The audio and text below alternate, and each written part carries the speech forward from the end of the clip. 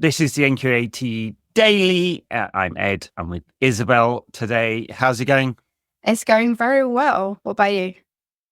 Yeah, all good. Hopefully I sound all right. Just been to the dentist and maybe a bit frozen. We're going to talk about Pep today. But first, how's life in Liverpool? Have you managed to avoid too many Scousers? Do you know what? At uni, there's barely any, to be fair. But I've been trying to go out sometimes and watch a Man United match, and they just don't show it at all. I mean, fair enough, but yeah, go out to the bar and ask. Yeah, I know. To be fair, Liverpool is a good city. I wouldn't say that too loudly, and definitely not in a public forum. No. All right, Pep. City have lost 5 in a row and then threw away a 3-goal lead against Feyenoord in Champions League. Yeah. And Pep came out to the press conference with scratches all over his head and his nose. And then when asked about it, said he liked to harm himself. And I think he had his tongue in his cheek, which maybe had dual thoughts. One, the pressure's getting to him, and two, shouldn't really make fun of that kind of thing. But what's going on with him and with City? It's such a weird one. I feel like I thought there is going to be a downfall of City at some point. I didn't think it'd be now. I mean, whether this is quite a downfall, but I mean, 5 losses in a row and then obviously lose it. Well, conceding them 3 goals last night. I mean, that's just absolute madness. It is madness to watch. I'm baffled. I don't know what's going on. The funny thing is that it's obviously a crisis at City, and it's a kind of talking point. I don't know, crisis is not the right word. It's a talking point and everyone's interested. But I reckon City could lose 20 in a row and it not reach the kind of hysteria that happens when United lose 1. I guess it's just the status of the club. I mean, huge success, but it's built on this sort of artificial edifice of state wealth, isn't it? But Pep seems to be under real pressure, and it barely any times in his career when that has been true, right? He had the cheat code of Messi at Barcelona, he had Bayern and all their wealth and dominance in Germany, and then he's had City's financial doping. And now 5 in a row, and he looks a different man. It's so weird, especially I think with them, him signing a new contract at City. Yeah. I mean, I think that's probably clever timing when they've done that. But it's just so weird to see kind of Man City in the state and Pep in the state. I mean, like you said, he just looks out of it. And it is weird watching. I feel like it's definitely not. I mean, obviously it is being spoken about. Obviously, it's a big thing, Man City losing this many matches, but I feel like it's just not being spoken about as much as it should be. I don't know, or on whatever I'm looking at social media, I'm not seeing too much about it. Like, obviously it's been mentioned, but not too much. So I just think it's interesting because City are one of the best, teams in the world, and suddenly they're losing. And it's kind of, personally, I don't think it's getting as much kind of recognition as it should be, maybe. Yeah, best but not biggest. Yeah. And I think they just don't, their support is predominantly local. Yeah. And obviously they've grown their international supporter base through success. That happens. It's the nature of modern football and media. But they just don't drive the views. I mean, journalism as a kind of industry has changed very much, right? I mean, it used to be about the story. Now it's about the story, but you're not going to get anywhere in this industry unless you can demonstrate an audience and drive views, and City do not drive anywhere the number of views that a United story does. A United piece of gossip makes or breaks websites. It really does. So, yeah, and that's why the focus is not quite the same. No. I mean, it's a curiosity, but I mean, United get a dodgy penalty and there'll be hysteria on Sky Sports for a week. Yeah.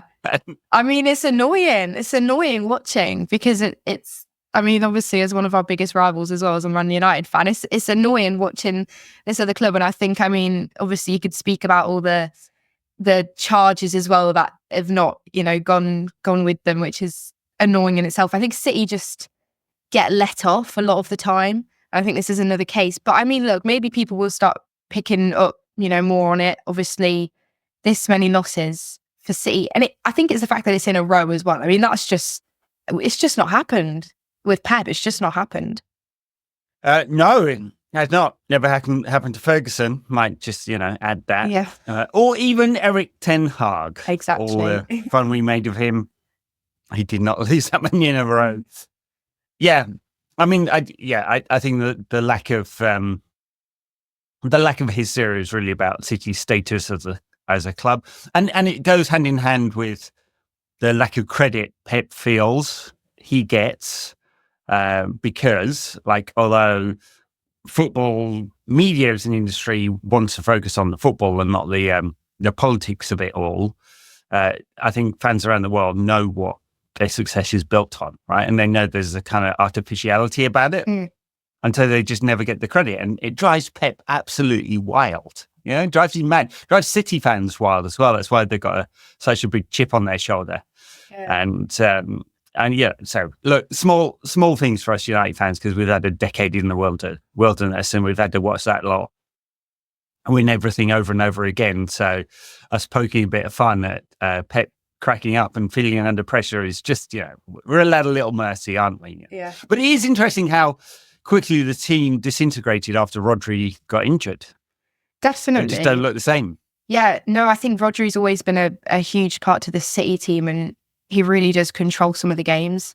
And yeah, I mean, it might not even be, I mean, I don't know enough about City, whether there's kind of rumours of the team not getting along, because I mean, I've always seen City as a very close-knit team. They seem like they get along as people on and off the pitch. And so maybe there's an underlying reason why this is, why there's been so many kind of losses. I don't know. It's interesting. It's so interesting to see. I just didn't think it'd happen now. Yeah. I mean, it's aging as well, the team. That might be part of it. I mean, you've got five or six key players in their 30s now. Rodri going, the midfield that's lightweight in comparison. I mean, the midfield they started with against Spurs at the weekend just didn't feel like a City midfield at all. Given that Pep's, he's gone from Barcelona where they had all those small players but very, very technical, to a City team where they play four central defenders across the back four, and they're big, Rodri's a big physical unit, Haaland's a big physical unit, and all of a sudden you look at that and go, oh, they can be bullies a bit, and they were. I know. So what is happening? I mean, they've got Liverpool on the weekend as well, so I'm excited to see that one. It'll be interesting. Well, that's the other thing. I'm looking at that because I've kind of trained myself. I think a lot of United fans have that. Liverpool's the bigger rival, really. I mean, certainly when I was growing up, I didn't think about City at all, really, except when they beat us 5-1 that time. That was horrendous.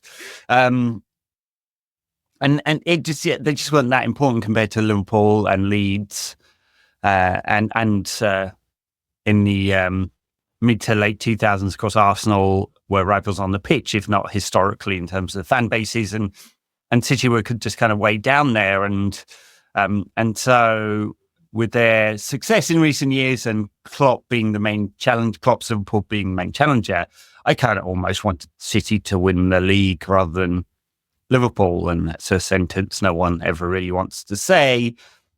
But the idea that Liverpool could beat them at the weekend and be 11 points clear in the league, I find that hard to stomach. The one time you want Arsenal to actually grow a pair and be decent, and they're not. I know. That is what it's like. I think, I mean, we do hate City, of course, but it is kind of, I think when City have won so many trophies and so many Premier League titles, it kind of just, it's so repetitive that I just kind of don't care too much. I mean, Man United aren't challenging to win the Premier League this season. It's just not going to happen, and it wasn't going to happen the previous seasons. Really, realistically, under Ten Hag either. So I've kind of just accepted that it's going to be City winning. So the fact that it could be Liverpool, I mean, and it's looking like it probably is going to be Liverpool. And I mean, that's just that. It's hard to take. Yeah, it really is. I mean, I guess we picked the wrong Dutch manager. Obviously, I don't. I feel reluctant to hand over any praise to Arne Slot, but No. following Klopp and the personality that Klopp was, made one signing in the summer, and all of a sudden he's transformed the style of the team very, very quickly to a possession-oriented style, less direct, less vertical. It's kind of an impressive job, honestly, managing. Yeah, he had obviously a very good set of players there, but to knit it together so quickly in a way that Erik ten Hag was unable to do in 2 years as United manager.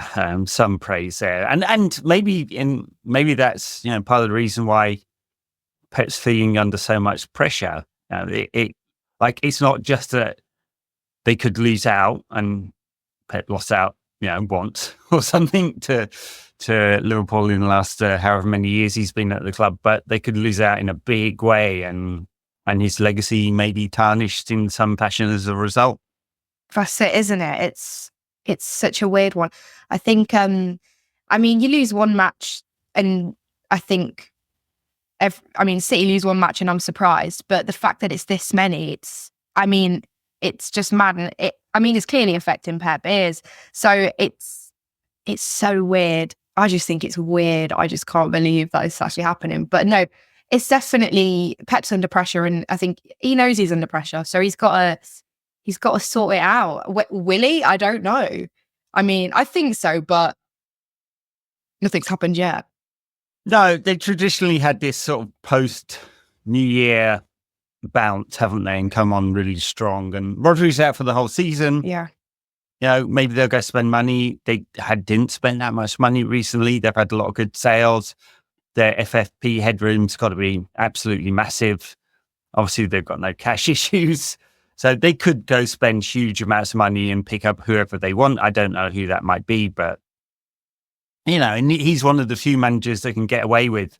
They bought Matthias Nunes for 50-something million, and he's just almost never plays. Yeah. Even when they've got a few injuries in midfield, and what other manager could actually get away with that? You'd think there'd be some pressure, but you just can. And so will they go drop 100 million on a new midfielder in the winter? If they can, yeah, sure. They probably will. Probably. It's sort of handed to him.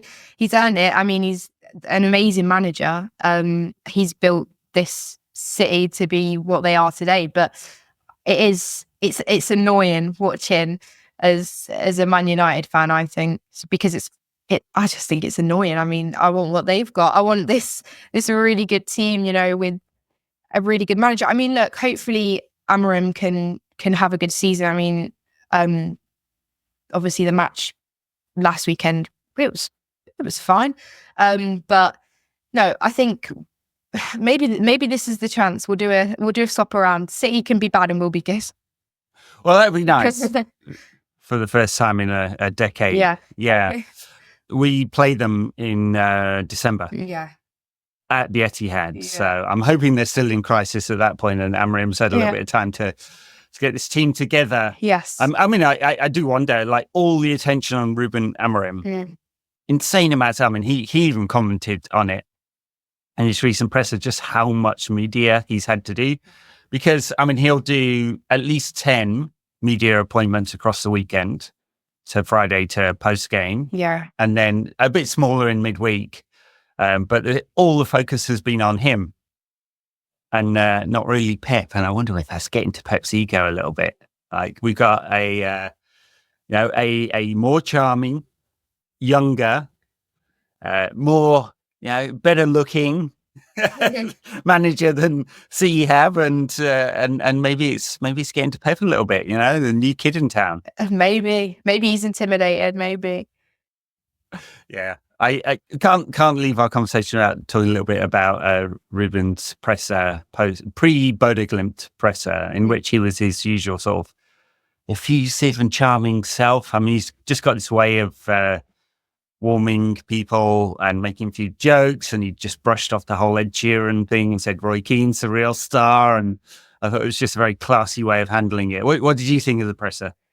Yeah, it was fine. I think he's definitely coming across quite well, and I thought that Ed Sheeran thing was quite funny, to be fair, but handled it really well. And like you said, it's at Manchester United, it is it's a big media club. There's a lot of media and there's a lot of pressure. When a new manager comes in, there's so much pressure. So I think he's handled it quite well so far. Yeah. I expect a few bad results. Yeah. Because he's taken the gamble. He said, we're going to be brave and we're just going to play this 3-4-3 straight away. And we're going to get the team used to it. And instead of giving them a sort of soft landing and easing it in, he's gone, okay, look, this is my system. We're going to adapt to it. And so I wouldn't be surprised at all if there aren't a few weird results. But he immediately, thing I really liked, he had accountability. Right? He was like, yeah, played Marcus Rashford in the wrong position, not the best position for him. And just gone, yeah, that was probably wrong. And owned up to it in a way that Eric absolutely would never have done. Yeah. You know, for all his qualities, Yeah. he was a stubborn git and he never took responsibility for his mistakes. Yeah. I mean, and I think, to be honest, I think this is the way to do it. I think go in with how you want to play this team, because what's the point in wasting time and trying to ease these players? And when you've got no preseason, I think the best way to do it is just go straight in. And I like that. I rate that so much. And yeah, I don't think anyone, you know, no one's, obviously it's with one match in, no one's going to say anything bad about him yet. But no, I mean, hopefully he can play around with this team, figure out which players he wants where, figure out this 3-4-3 at Manchester United. Yeah. And yeah, just see how it goes. I'm excited. What? I mean, I look forward to the game at the weekend, and I've been filled with dread for the past year, basically. So, and yeah, can't wait. You can't get enough football now, and you're feeling excited about it again. Like, who knows exactly what the trajectory of the results will be towards the end of the season. But I feel like we've got the right man here. Then again, I probably felt like we had the right man in a bunch of occasions over the last decade or so. But he feels right. He feels like he's got the personality to be a Manchester United manager. He's very clear about his tactics. Yeah. He's kind of honest. I think you'll work out who will fit in what positions. Yeah. There won't be a lot of money in January, unfortunately. United have made another loss. The financials came out today, first quarter financials. That's 5 years of losses in a row. So financially, the club's not in a great position. That's why the Ineos team are making a load of unpopular decisions on ticket prices and staffing, including all those redundancies. So it's a really tough situation for the club. But in the manager, I think we got the right one, and he's got a bit of luck. Everyone is getting back fit. I mean, there's no one that is long-term injured at the moment. Everyone is training. So, and which, you know, touch wood, like someone doesn't get Crocs in tomorrow's game, which would be like classic Wilderness Years United. But it's feeling like we're on the up. Yeah, I mean, it's a huge role to fill for Aaron, but like you said, I do agree. I think he could be the right man. But no, I mean, all these players coming back from injury, madness. I mean, seeing Luke Shaw back, what? Didn't even know he was still fit, Malacia fit, yeah. Martinez is training, Harry Maguire is training, Len Yora's been on the grass for a long time now. I mean, even Mason Mount is fit. I know. So, and he seems very keen on Mason Mount. He loves him. Yeah, I think he'll play tomorrow. I have to say he's a much better fit for this system than he was for a Ten Hag system. And he probably will play tomorrow because he was clear that he wants to get all the players into the team. He's going to rotate fairly heavily so they can all have a feel of what this new system looks like. So I think we could see Mount as one of those 2 double 10s. Perfect role for him, honestly. Great presser. He's not super creative, but he's very good and clever with the ball. So I like it. Anyway, all right. Pep's cracking up. United are on the up. Feeling good about things. Good to see you again, Isabel. Yes, you too. Enjoy your evening. Thank you. Catch you next time. Bye now.